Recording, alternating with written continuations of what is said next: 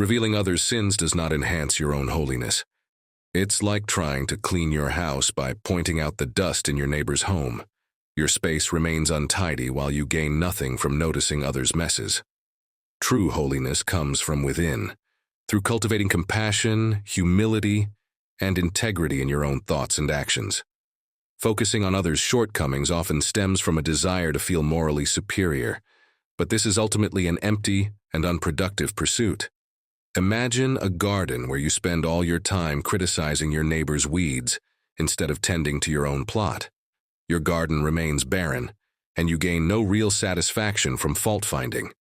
Similarly, fixating on others' moral failings leaves your own spiritual landscape undeveloped. The energy spent judging could be redirected towards cultivating virtues like patience, kindness, and forgiveness, allowing your inner light to shine brighter.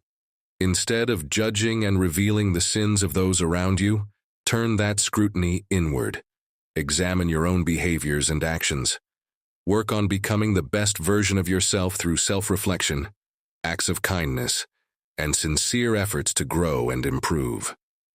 By doing so, you'll develop genuine holiness and serve as an inspiring example to others, uplifting those around you rather than tearing them down.